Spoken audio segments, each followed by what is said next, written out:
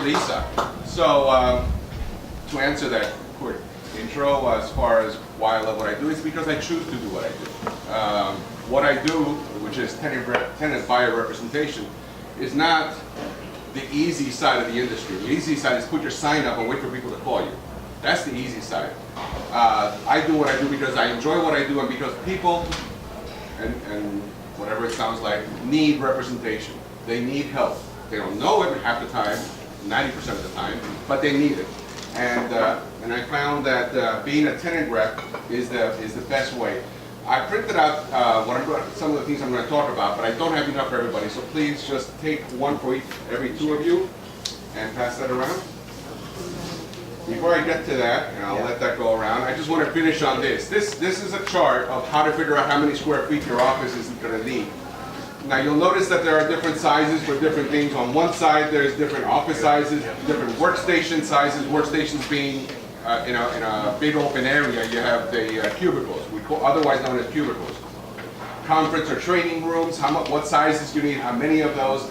On the back side, other areas like waiting rooms or break rooms and satellite office areas and stuff like that. When you add all those up, it gives you the actual size you need, but that's not the leasable size. The leasable size is the size that is over and above your actual needs. In other words, the common areas, the bathrooms, the hallways, the elevators in an office building, the conference rooms that are common to the building, in the gymnasium in the office building. So here they're using the 35% quotient. That's a very high number, just so you know. That's for a Class A building. Generally, in regular office space, it might be a 20% quotient. So you add 20% to the actual, and that's what you actually will need. So that's what that is. So now I passed around an item that says 5 reasons why using a tenant rep to lease commercial space is a smart business decision. Actually, I would replace the word smart with needed. Needed business decision, because people need tenant representation.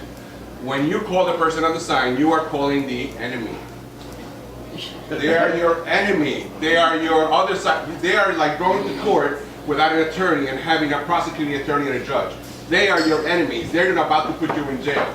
This is what leasing a commercial space without a tenant rep is like. You don't have representation. You're not going to be able to counter their ideas as to how a better way to solve this problem because you don't have that experience. Everybody does what they do and they're specialists in that. Tenant reps are specialists in tenant representation, which is representing them to the best of their ability to get them the very best package. And that package includes, of course, a lower rent, but also additional free rent, additional tenant improvement dollar allowances, replacement, removal of a relocation clause. Every landlord wants you to be able to relocate you if some neighbor of yours needs your space to grow into. Well, that's the first thing I do is I cross off that whole paragraph. I said, my guy is not being relocated, my client. Well, I need to. No, you don't. No, put them on the other side, put them anywhere else you like. My client doesn't need to move because anytime you move a client, they are being hurt. They're being hurt by the cost. Even if the landlord says they're going to pay you back, they don't pay you back for all of it. They pay you back for the actual hard line cost, not the lost time in productivity. And that could take a week to move a business. They don't pay for your, what they call low voltage wiring, because that's not their responsibility. That means it's you. I know a tenant who it was going to cost them $6,000 to move from one location to the other because the wiring in there was no good for them. I love this one. Personal guarantees. No other tenant rep that I know even talks about a personal guarantee reduction, and I do it every single time because every landlord wants to have a personal guarantee that if your business goes bankrupt, you personally are still going to pay the rent because that's all they care about is collecting their rent. Every first of the month, every landlord in the world only is worried about who's not going to pay me this month. And they are counting the days until they can start with the process of either moving you out or suing you or whatever. All right, so I passed around 5 reasons. I'm going to go through these as quickly as I can because I know how much time do I have now? 2:40. All right, you see, not even 3 minutes. All right, so you get access to more properties. So if you drive around and you see the signs on the properties, that's not all the spaces that are available. Many times there are spaces available with no signs because when the space became available, they didn't even have time to put the sign up yet. So I'm going to give you all the spaces that are available because I pay for a data source that gives me the access to the current information. It is as current as the oldest information in there is 30 days as far as availability, space availability. So you're always going to have the most current information and the most options. And I'm going to narrow it down. If you drive around and you start calling these people and you need, just for example, 2,000 square feet. You need 2,000 square feet. You call them. You don't know how much size they have or don't have available. I do. I can tell you right away. They only have a 4,000 and 8,000. Your 2,000 is not going to work in that. But I really like that building. I'm sorry, they just don't have it. Can they cut one of those spaces? No, they won't. That's just not going to happen. Landlords, as a rule, want less tenants, not more tenants. The less tenants in a building, that means the less checks they have to collect and the less people they have to go chase every 5th of the month.